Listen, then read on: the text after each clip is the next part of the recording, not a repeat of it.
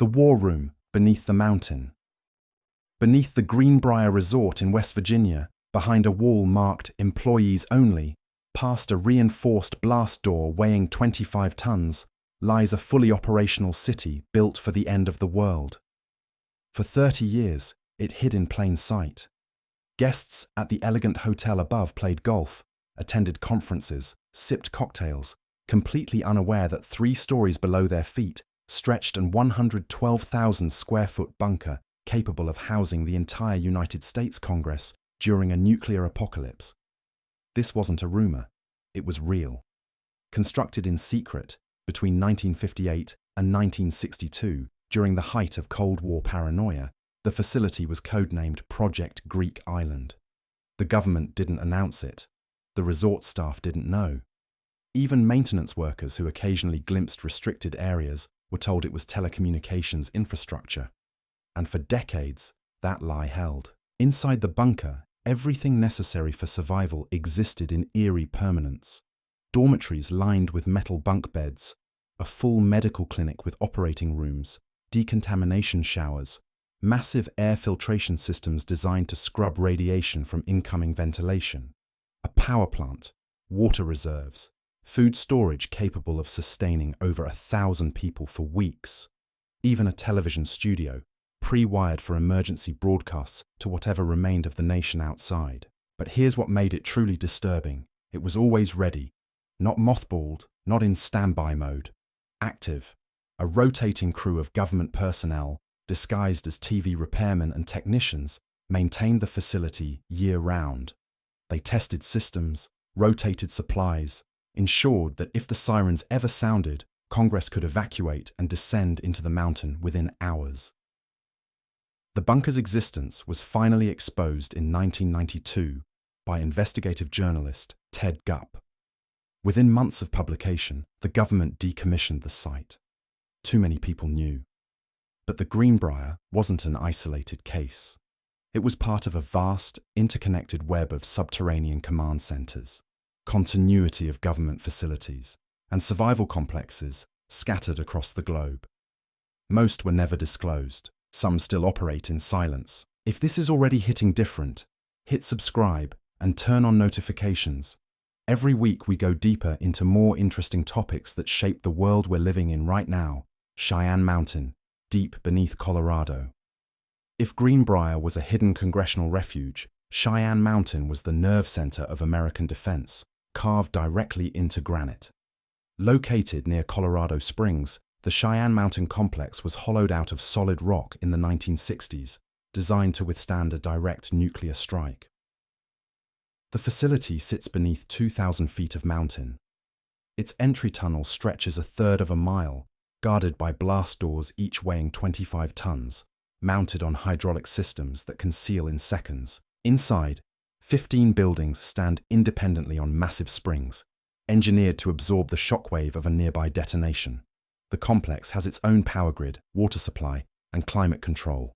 During the Cold War, it served as the Combat Operations Center for NORAD, the North American Aerospace Defense Command, tracking every object in the sky, monitoring Soviet missile activity, and coordinating responses to potential nuclear threats. But the strangest part? For years, Hollywood depicted Cheyenne Mountain in films as the ultimate doomsday bunker. The public saw it as fiction, a cinematic exaggeration. In reality, it was an understatement. Declassified reports reveal the base was designed not just to survive the blast, but to continue functioning during and after a full-scale nuclear exchange. Personnel could remain inside for months without resurfacing. In 2006, NORAD officially moved its primary operations to nearby Peterson Air Force Base, citing cost and modernization. Cheyenne Mountain was placed on warm standby, a term meaning reduced staffing, but maintained readiness. Officially, it's a backup. Unofficially, deep inside that granite tomb, systems still hum, lights still glow. And the question remains, backup for what scenario? The Beijing underground city. Across the Pacific, beneath the bustling streets of Beijing, lies a network so vast it once sheltered nearly the entire population of the city. Constructed in the 1970s under direct orders from Mao Zedong, Dixiacheng, the underground city, spans over 30 square miles. It includes schools, hospitals, weapons storage, grain silos, and even a rumored roller skating rink. The network was built in response to escalating tensions with the Soviet Union. Mao feared nuclear war was imminent. Citizens were mobilized, digging by hand through rock and clay, constructing a subterranean metropolis in secret. Entrances were hidden in storefronts, beneath staircases, inside private courtyards. Some tunnels connected directly to government buildings. Others led miles outside the city, offering escape routes into the surrounding countryside. For years, portions of the complex remained classified. Then, in 2000, sections opened as tourist attractions. Visitors walked through dimly lit corridors lined with propaganda murals and faded instructional posters, but the tours only revealed a fraction of what exists. Satellite imaging and leaked construction documents suggest the network extends far deeper and wider than officially acknowledged, with entire sections still restricted, still maintained, and still very much active. We're halfway through. If Battlemap is your kind of channel, hit like and subscribe so you never miss an episode. The Moscow Metro 2. While Beijing's tunnels were eventually disclosed, Russia's remain locked in secrecy. Beneath Moscow's famous ornate metro system lies another layer, referred to in whispers as Metro 2. Officially, it doesn't exist. No maps, no blueprints, no acknowledgement from the Kremlin. But defectors, urban explorers, and former KGB officers have spoken of it for decades. Metro 2 was allegedly constructed parallel to the public metro, connecting key government buildings, military headquarters, and underground command bunkers.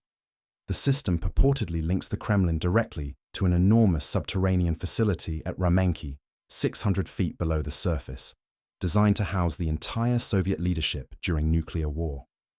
Unlike public metros, these tunnels don't appear on any schematic. Construction crews worked in isolated shifts, forbidden from discussing their assignments. Security was absolute. Even today, entrances are said to be camouflaged within government compounds, accessible only through biometric clearance and monitored corridors. In 1994, a Russian journalist claimed to have briefly entered one of the tunnels through a forgotten maintenance shaft. He described spotless tilework, modern lighting, and rail tracks that looked recently used. His article was pulled from publication within hours. He later recanted, calling it a misunderstanding. No follow-up investigation occurred. Mount Yamantau, Russia's forbidden mountain. If Metro 2 hints at something hidden, Mount Yamantau confirms it. Located in the southern Ural Mountains, this site is one of Russia's most closely guarded secrets. For decades, American intelligence agencies monitored massive construction activity inside the mountain. Satellite images revealed enormous excavation projects, rail lines leading into the rock, and security perimeters extending for miles. When questioned, Russian officials offered vague explanations: a mining operation, a strategic food reserve, a repository for national treasures. None matched the scale of what was observed. Independent analysts estimated the complex could house tens of thousands of people for extended periods. The construction coincided with Cold War escalation, suggesting a continuity of government bunker designed to outlast any conceivable catastrophe. To this day, the area remains restricted. No civilian access, no international inspections, just silence, and a mountain that swallowed billions of rubles without explanation. Svalbard Global Seed Vault, the ark beneath the ice. Not all underground complexes are built for war. Some prepare for aftermath. On the Norwegian island of Spitsbergen, deep inside a frozen mountain near the Arctic Circle, sits the Svalbard Global Seed Vault. Dubbed the Doomsday Vault, it stores over 1 million seed samples from every corner of the planet, preserved in sub-zero temperatures designed to last centuries. The facility is built to survive earthquakes, nuclear war, and rising sea levels. Even if power fails, the permafrost ensures the seeds remain frozen. It's humanity's backup plan, a biological reset button in case civilization collapses.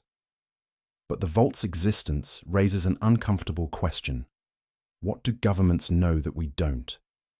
Why invest millions in preserving seeds unless collapse is considered plausible, perhaps inevitable? The vault opened in 2008. Since then, it's been accessed multiple times, including by Syria during its civil war, retrieving seeds to rebuild agriculture in conflict zones. The system works, but its very existence implies those in power are hedging against scenarios the public isn't being told about. These bunkers, tunnels, and vaults form a shadow infrastructure, a parallel civilization designed to endure what the surface cannot. They're not relics of paranoia. They're active, evolving, and expanding. Beneath our feet, another world has been prepared, not for us, but for those deemed essential. The rest of humanity remains above ground, unaware that when the sirens sound, the doors will close, and the earth will swallow its chosen few. The bunkers were never meant to save everyone. They were meant to ensure that some version of power survives, no matter what burns above. These structures, scattered across continents and buried beneath mountains, tell a story no government once spoken aloud. They were built in secret, maintained in silence, and designed with a singular truth in mind. Survival was never meant to be universal. When the architects of these bunkers calculated square footage and supply reserves, they weren't planning for humanity. They were planning for hierarchy.